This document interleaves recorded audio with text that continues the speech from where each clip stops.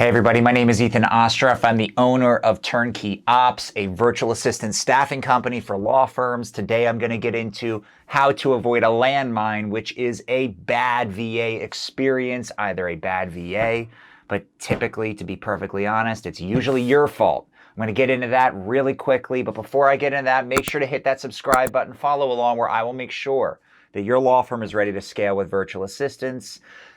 Today, how to avoid a bad virtual assistant experience, either a bad VA or a bad training experience. So the number one thing that you want to start that experience with is setting expectations with that virtual assistant.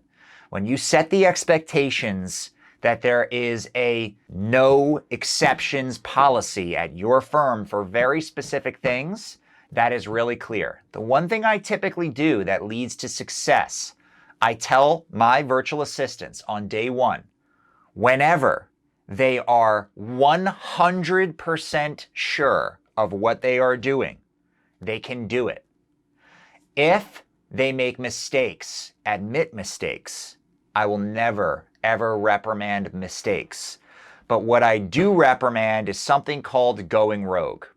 Going rogue is unacceptable. Going rogue means that the virtual assistant was 99% sure of what they were doing, and they did it anyway, and they didn't ask you a question. You need to set a standard that asking questions and that they know who to go to for their questions is exactly how you will have the most success with virtual assistants. Virtual assistants that are permitted to go rogue will make mistakes over and over and over again.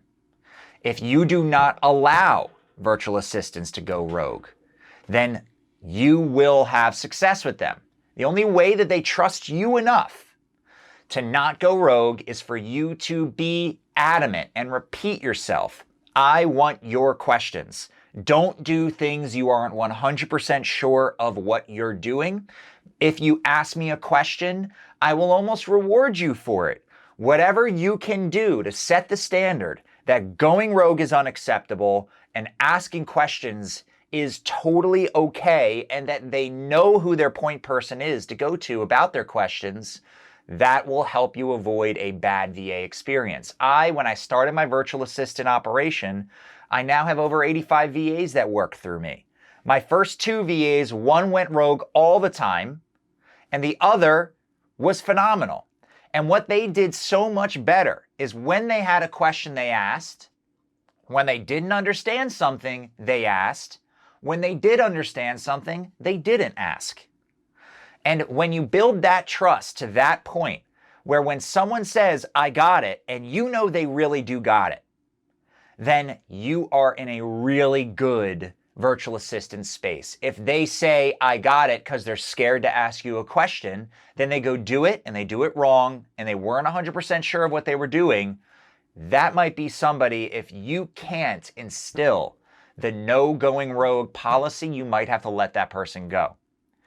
Usually, and I'm not saying 100% of the time, but usually going rogue problems are the fault of the company. If you don't have proper training, if you don't have proper systems, if the VA doesn't trust that they can ask you questions, that's your fault, not theirs. You're failing them.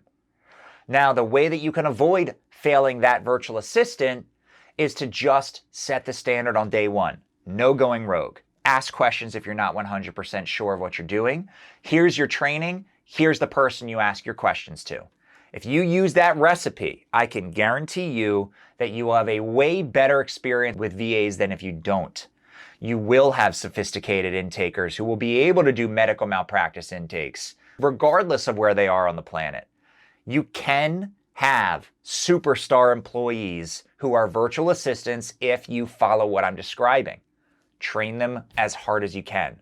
Do not let them go rogue. Make sure they really understand what's going on and give them access to someone at your firm that they know is their go-to person.